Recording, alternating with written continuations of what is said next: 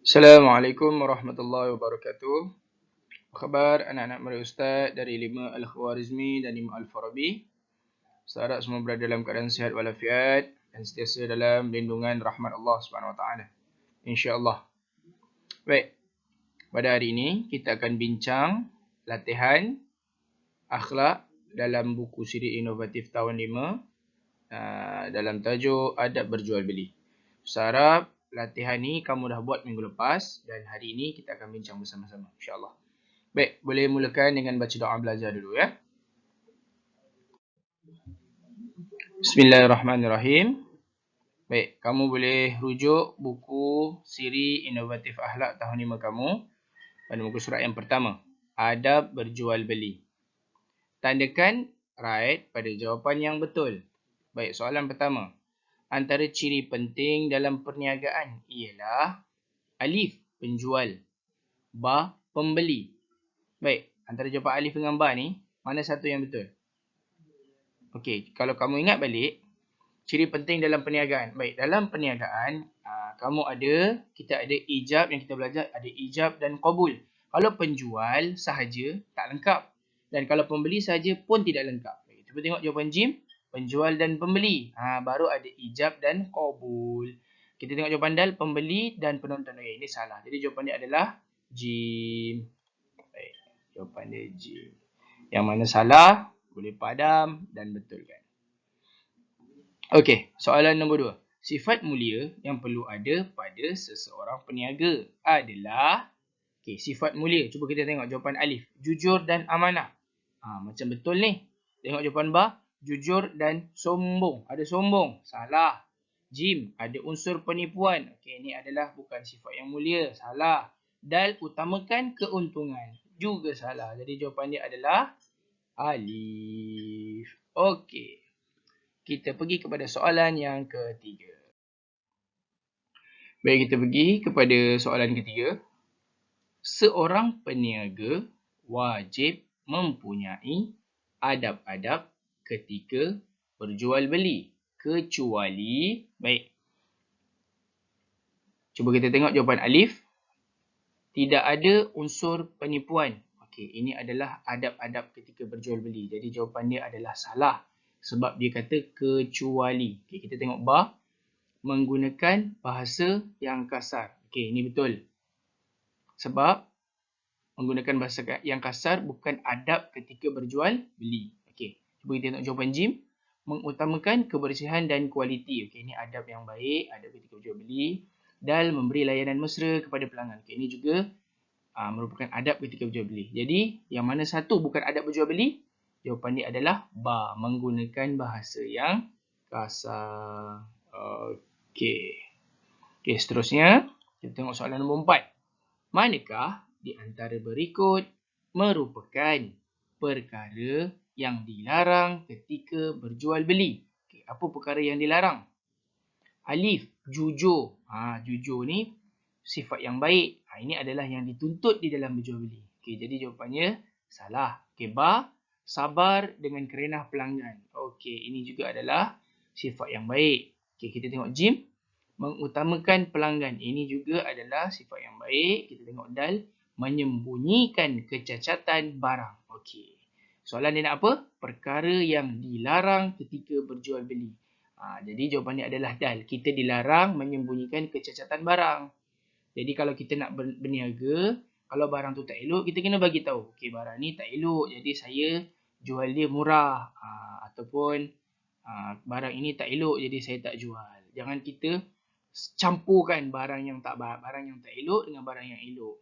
Mungkin orang tak perasan, tapi Allah tahu. Okey? Cuba kita tengok soalan yang kelima. Pilih dalil mengenai tuntutan berjual beli dalam Islam. Baik, cuba kita tengok. Alif. Bismillahirrahmanirrahim. Betul ke salah? Okey, salah. Ba. Qul a'udzu birabbin nas. Okey, ini pun salah. Jim. Wa ahallallahu al-bai'a wa harrama ar-riba. Maksudnya apa? Dan Allah menghalalkan jual beli dan mengharamkan riba. Jadi jawapan dia apa? Jawapan dia jim. Kita tengok yang dal. Dal فَإِذَا قُضِيَتِ الصَّلَاةُ فَانْتَشِرُوا فِي الْأَرْضِ. Okey, ini pun bukan. Baik, dalil ni ustaz nak kamu hafalkan. وَأَحَلَّ اللَّهُ الْبَيْعَ وَحَرَّمَ الرِّبَا. Pendek sahaja beserta maksud. Okey? Okey, kita pergi kepada soalan yang muka surat kedua. Baik, muka surat kedua. Dia aktiviti dia adalah padankan. Okey, padankan. Okey, kat sini kita ada adab berjual beli dan bawah ni ada akibat tidak beradab ketika berjual beli. Okey, dalam ni soalan ni 1 hingga 10 ni ada adab dan ada akibat. Okey, jadi nanti kita baca sama-sama dan kalau dia adalah adab, kamu boleh sesuaikan, padankan pergi ke adab, dan kalau dia akibat, kamu boleh padankan ke akibat. Okey, mari kita buat sama-sama. Okey, yang pertama. Yang pertama, jujur. Okey, jujur adalah adab yang dituntut dalam berjual beli. Yang kedua, niat kerana Allah. Setiap perkara apa pun kita kena niat kerana Allah. Barulah dikira sebagai ibadah. Okey, yang seterusnya. Berlaku penipuan. Ini adalah akibat tidak beradab. Kenapa akibat? Sebab kalau kita tak jujur, kat situ berlakunya penipuan. Okey. Seterusnya yang keempat, dibenci oleh Allah. Bila kita tak jujur, Allah benci. Bukan Allah je benci. Nabi pun tak suka, masyarakat pun tak suka. Okey, yang kelima, rezeki tidak berkat. Inilah bila kita menipu, kita tak jujur dalam perniagaan, rezeki yang kita dapat tak berkat. Macam mana tu rezeki tak berkat? Mungkin duit banyak tapi tak cukup. Tu salah satu contoh lah. Okey, yang keenam, memberi layanan mesra. Okey, ini adalah adab. Okey, yang ini ustaz guna warna biru lah biar kamu nampak. Okey, warna biru. Okey, yang ini dah terlepas, tak apalah. Okey, yang ketujuh, mencetuskan perbalahan. Bila ada unsur penipuan, kat situ akan jadi gaduh. Kenapa? Yelah, tak puas hati kan? Mesti jadi gaduh. Okey, yang ke-8, tidak ada unsur penipuan. Ini adab ketika berjual beli. Tak boleh menipu. Siapa-siapa pun tak suka ditipu. Kita pun tak suka ditipu. Betul? Jadi, janganlah kita buat benda tu. Dan benda tu adalah benda yang tak baik. Bila benda yang tak baik, kita lakukan, kita akan dapat dosa. Dan bila kita berdosa, kita masuk mana? Kita masuk neraka. Pandai. Okey. Yang ke-9. Sabar dengan kerenah pelanggan. Okey. Mungkin kalau siapa yang mak ayah dia berniaga, mungkin dia tahulah, lebih tahu. Kenapa? Dan pelanggannya ada macam-macam. Ada yang baik, ada yang cerewet, yang jenis banyak songeh, banyak kerenah. Macam-macam. Jadi kita kena sabar. Okey, yang terakhir yang ke-10, pelanggan hilang kepercayaan. Ini bila sekali kita menipu, mungkin selepas itu pelanggan dah tak percaya kat kita. Orang-orang takkan percaya kat kita dah. Ya, sebab apa? Sebab kita dah pernah mengkhianati kepercayaan yang diberi. Okey. Okey, cuba kamu tengok slide ustaz yang seterusnya. Okey, kamu boleh tengok kat sini. Mana yang ustaz padankan adab dan mana yang ustaz padankan dengan akibat. Okey, kalau jawapan kamu salah, kamu boleh padam. Dan ustaz nak kamu betulkan balik jawapan kamu. Okey, soalan seterusnya. Muka surat ketiga. Tulis fadilat dan akibat bagi adab berjual beli di bawah. Okey. Fadilat beradab ketika berjual beli. Ada berapa? Ada 5 dia minta kat sini. Okey, kamu boleh rujuk dalam buku teks kamu. Okey, kamu boleh rujuk dalam buku teks. Contoh dalam buku teks, fadilat beradab ketika berjual beli. Yang pertama, perniagaan bertambah berkat dan maju. Yang kedua, memenuhi keperluan masyarakat. Yang ketiga, dikasihi Allah, Rasulullah SAW dan masyarakat. Baik, yang keempat, membantu golongan yang tidak bernasib baik. Dan yang terakhir, membantu meningkatkan ekonomi umat Islam. Okey. Kita pergi kepada soalan seterusnya.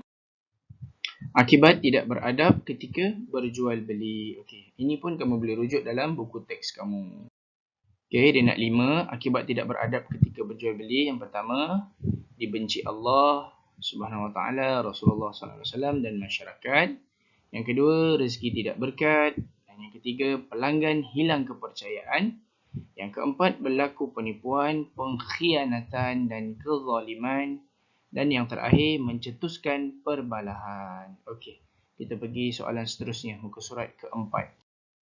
Baik, latihan muka surat 4. Arahan dia, tandakan betul pada situasi yang dibenarkan dan tandakan pangkah pada situasi yang dilarang. Okey, kita tengok situasi yang pertama.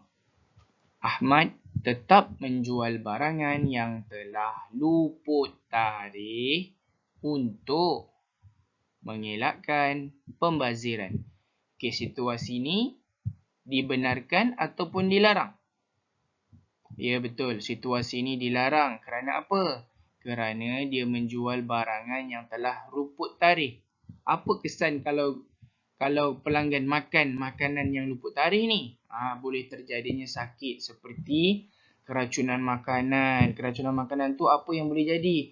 Boleh jadi muntah-muntah, boleh jadi kamu cerit-berit dan mungkin boleh membawa kepada kematian. Okey, kita tengok situasi yang kedua pula.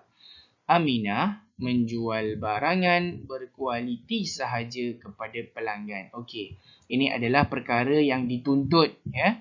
Jadi ini adalah situasi yang dibenarkan sebab dia menjual barangan yang berkualiti. Berkualiti tu apa? Maksudnya barangan yang bagus sahaja yang dijual. Okey, kita tengok soalan yang kita tengok situasi yang ketiga.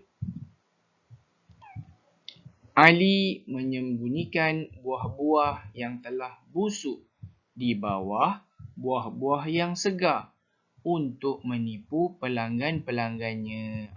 Ini juga adalah perkara yang tidak elok, ya.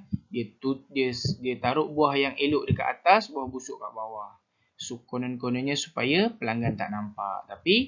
Tapi Allah Maha melihat apa yang dia buat. Jadi situasi ini adalah dilarang, perkara yang tidak elok. Okey, kita pergi kepada situasi yang keempat. Pak Abu menaikkan harga barangan sesuka hatinya untuk mendapatkan keuntungan yang lebih baik. Ini juga tidak boleh berlaku. Kerana apa? Kerana ada beberapa barang yang telah ditetapkan oleh pihak kerajaan. Harga tu adalah harga yang dah ditetapkan. Contohnya barangan apa? Contohnya macam gula, macam minyak. Kalau kerajaan dah tetapkan harga tu, maka penjual perlu menjual dengan harga yang telah ditetapkan. Tak boleh naikkan harga sesuka hati. Itu adalah perbuatan yang salah. Okey, kita pergi kepada situasi yang kelima. Situasi kelima. Salmah jujur menceritakan mengenai barang-barang yang ingin dijualnya kepada pelanggan-pelanggannya tanpa menyembunyikan keburukan. Ini namanya jujur dalam perniagaan. Kalau barang tu elok, kamu kata elok. Kalau barang tu tak elok, kamu perlu menyatakan, okey, barang saya ni tidak elok ataupun barang saya rosak. Okey, kita tengok situasi yang keenam. Hashim telah menggunakan penimbang yang telah rosak untuk menimbang barang perniagaannya. Okey, ini juga adalah perbuatan yang dilarang dalam jual beli. Menipu dalam timbangan, ya. Berdosa. Okey. Okey, kita tengok yang ketujuh. Hawa mengutamakan kebersihan barangan yang dijual. Ni bagus. Sebab apa? Contoh kalau kita jual makanan, perlu jaga kualiti makanan tu. Kena jual makanan yang bersih, tak boleh jual makanan yang dah tercemar ataupun makanan yang kotor, boleh menyebabkan sakit dan sebagainya. Okey, kita tengok situasi yang terakhir. Liana melayan pelanggannya dengan menggunakan bahasa yang sopan. Betul. Jadi adab dalam berjual beli, kita kena menggunakan bahasa yang sopan. Walaupun pelanggan tu cerewet ke apa ke, kita kena sabar. Okey, kita pergi kepada latihan yang terakhir, muka surat 5. Baik, okey, ini muka surat terakhir. Kalau kamu tengok, contoh soalan kat sini adalah contoh seperti soalan di dalam peperiksaan ataupun ujian, ya. Okey, mari kita jawab sama-sama. Jawab soalan-soalan berikut. Yang pertama, beri 3 daripada adab ketika berjual beli. Okey. Dalam buku teks ada banyak kan adab berjual beli. Ada 9 kalau tak silap Ustaz. 9 ke 10. Jadi, kamu pilihlah yang pendek-pendek kalau waktu periksa. Kamu nak mudah. Okey, kamu hafal adab yang pendek-pendek. Contohnya, tengok yang Ustaz pilih ni antara yang pendek-pendek lah dan ataupun yang mudah kamu ingat. Kat sini ada jujur, mengutamakan pelanggan dan niat berjual beli kerana Allah. Okey, boleh? Okey, kita tengok soalan kedua. Senaraikan 3 perkara yang dilarang ketika berjual beli. Okey, kalau tengok dalam buku teks pun ada lebih daripada 3, ada 5 kalau tak silap Ustaz. Jadi, kamu boleh pilih yang pendek-pendek. Yang Ustaz tulis kat sini, menipu dalam timbangan, menjual barang yang rosak, menyembunyikan kecacatan barang. Okey.